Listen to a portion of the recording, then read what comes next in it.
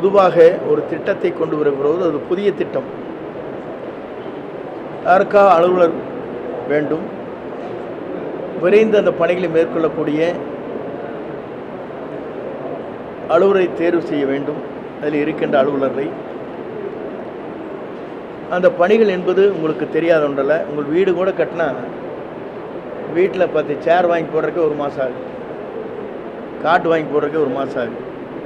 ஒரு திட்டம் என்பது இப்போது 20 நாட்கள் தான் இருக்குது. நாங்களாம் பொறுப்பேற்று அதற்குள்ளேயே ஒவ்வொருவரும் ஒன்றை பேசினால் சொன்னது என்ன சொன்னாங்க, இந்த ஆட்சி வந்ததற்கு பிறகு 6 மாத காலம் எந்த தொந்தரவும் நாங்கள் செய்ய மாட்டோம், நல்ல திட்டங்களை கொண்டு வரட்டும், அதுக்கு பிறகு நாங்கள் பேச சொன்னாங்க.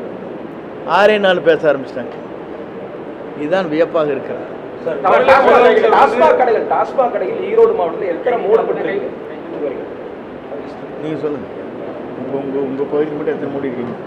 இப்போ நம்மளது கிட்டத்தட்ட 19 கடை இங்கே டவுன் லிமிட்டில் மூடி இருக்கிறோம். இன்னும் மற்றதெல்லாம் கொடுத்துருக்குறோம். இப்போ என்னென்னா ஏற்கனவே மூணு கடை, இப்போ மீதம் இருக்கிற கடை, குறைவான கடை நகர்பகுதியில் இருக்கிறதுனால கூட்டம் அதிகமாக இருக்குது. ஸோ அதனால் அந்த கடையை எடுக்க சொல்லி மக்கள் கொடுத்துருக்குறாங்க. மக்களுக்கு இடையூறு இல்லாத வகையில் வேறு இடத்துக்கு மாற்றுறதுக்கு அதிகாரிகளுக்கு அறிவுறுத்தல் கொடுத்துருக்குறோம். சீக்கிரம் எவ்வளோ சீக்கிரம் முடியுமோ அதையும் மாற்றி சரி பண்ணி. இல்லை, என்னுடைய கருத்து ஒன்று தானுங்க.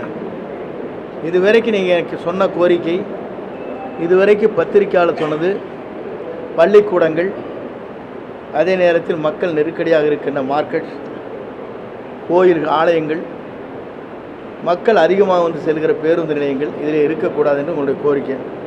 இது எத்தனை நாளாக 5 வருஷம் திமுக வச்சுருந்த கோரிக்கை. 5 நாள் அவருக்கு 2 நாள் தீர்ப்பு வழங்கினார். இத்தனை கடைகள் உடனடியாக எடுக்க வேணும். 700க்கும் மேற்பட்ட கடைகள் இது மாதிரி இருக்குதுன்னு சொல்லி எடுக்க சொல்லியிருக்காங்க. அது எடுத்துகிட்டே இருக்காங்க.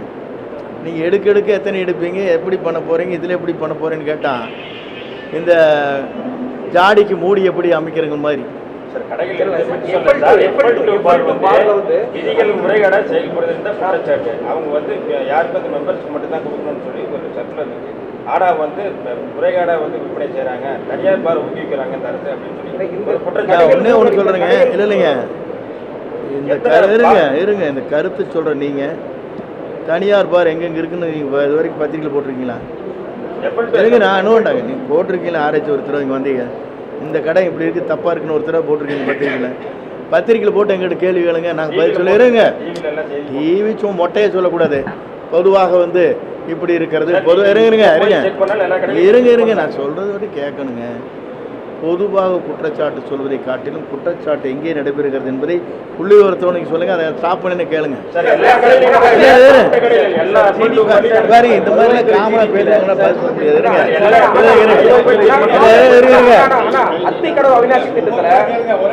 அத்திக்கடவு அவிநாசி திட்டத்துல இன்னும் குளங்கள் வந்து நீர் நிரப்பப்படாமல் இருக்கு. அந்த திட்டம் இன்னும் முழுமையடையாமல் இருக்கு. அதை பத்தி நீங்க எதாவது டிஸ்கஷன் பண்ணியிருக்காங்க? இல்லை, இப்போ தானே வந்து ஒரு 10 இருங்க இன்றைக்கி தானே வந்திருக்காரு தலைவர். அதை பற்றி ஆய்வு செய்கிறாரு. ஆய்வு கூட்டங்கள் விரைந்து நடைபெற இருக்கிறது. ஏறத்தாழ விடுபட்ட குட்டைகள் ஏறத்தாழ கிட்டத்தட்ட ஒரு 70க்கும் மேற்பட்ட குளங்கள், ஏரிகளில் தண்ணி வலிங்கிறாங்க. இதெல்லாம் நிரப்புறதுக்காக நாங்கள் ஏற்பாடு பண்ணிகிட்டு இருக்கிறோம். அதுக்கெல்லாம் உள்ள அதில் என்ன உங்களுக்கு டெக்னிக்கல் ப்ராப்ளம் இருக்குன்னா முதல்ல தெரிஞ்சுக்கல. நீங்கள் வந்து ஜென்ரலாக கேட்கக்கூடாது. இது வந்து கொரோனாவுக்கு முன்னால் போட்ட திட்டம். கொரோனா வர்றபோது என்னாச்சுன்னா இங்கே இருக்கிற எம்ப்ளாயிஸ் பூராமே நார்த் இந்தியன்ஸ் இங்கே வேலை செஞ்சு பூரா விட்டுட்டு போயிட்டாங்க. ஓப்பனாகவே ஒரு 6 அடி பைப்பு, 5 அடி பைப்பு, 3 அடி பைப்பு, 2.5 அடி பைப்பு எல்லாம் இருக்குதுங்க. இந்த பைப்பு கூட கொண்டு நிறைய பேர் தேங்க மாட்டா அதெல்லாம் உள்ள போட்டாங்க. உங்களுக்கு தெரியுமா? டெக்னிக்கலாக தெரியுமா? அடைச்சி கிடக்க தெரியுமா? இப்போ நாங்களாம் க்ளீன் பண்ணிட்டு இருக்கிறதெல்லாம் எந்தெந்த இடத்துல லாக் ஆகிருக்கு, பிளாக் ஆகிருக்குன்னு கண்டுபிடிக்கிறோம். இதை கண்டுபிடிச்சிருக்கு பிறகு தண்ணி ரெகுலேட்டராக கரெக்டாக எல்லா இடத்துலையும் வருங்கிறது நம்ம ஒன்று. ஒவ்வொரு இடத்துலையும் நீங்கள் பார்த்தீங்கன்னா ஏரிகள், குளங்கள் இருக்கிறது வந்து ரெகுலேட் பண்ணி அந்த தண்ணி கரெக்டாக இருக்குன்னு அந்த இதில் செக்வால்லாம் போட்டோம். அதையே பிடிங்கிட்டு போயிட்டாங்க. நிறைய இடத்துல உங்களுக்கு தெரியும் நினைக்கிறேன், எல்லாம் பத்திரிக்கையாளர் தெரியும்.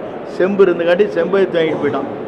இந்த மாதிரி சில தவறு நடந்திருக்கு. இதெல்லாம் வந்து நான் கம்ப்யூட்டர் நியூ கவர்மெண்ட் வந்ததுக்கு பிறகு இதை பற்றி ஃபுல்லாக ஸ்டடி பண்ணி எப்படி பண்ணலாம். அதே பழைய டெக்னாலஜி தெரிஞ்சவங்களாம் வேறு இடத்துல இருக்காங்க. இப்போ உங்களுக்கு நான் சில பேர் சொல்லிடுறேன். எப்படின்னா, நம்ம பகுதியில் வேலை செஞ்சுங்க 2வது ஒரு ஸ்கீம் எடுத்து கர்நாடகத்தில் போய் வேலை செஞ்சுட்ருக்காங்க.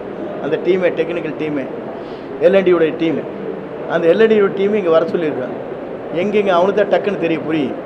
நீங்கள் ஒன்றுமே சாப்பாடாக்க தெரியாது, புதுசாக ஒரு பிள்ளையை வச்சுட்டு கல்யாணம் முடிச்ச பிள்ளையை சாப்பாடாக்க சொன்னால் அம்மா விட்டுட்டு அந்த பிள்ளை எப்படி சாப்பாடு சமைச்சு அது மாதிரி ஆயிடுச்சு. செய்திகளை உடனுக்குடன் தெரிந்து கொள்ள கீழ்கண்ட கேபிள் மற்றும் டிடிஹெச் நெட்வொர்க்குகளில் எம்நாடு செய்தி தொலைக்காட்சியை காணுங்கள். பாதகம் செய்பவரை கண்டால் நாம் பயம் கொள்ளலாகாது பாப்பா. மோதி மிதித்து விடு பாப்பா, அவர் முகத்தில் உமிழ்ந்து விடு பாப்பா.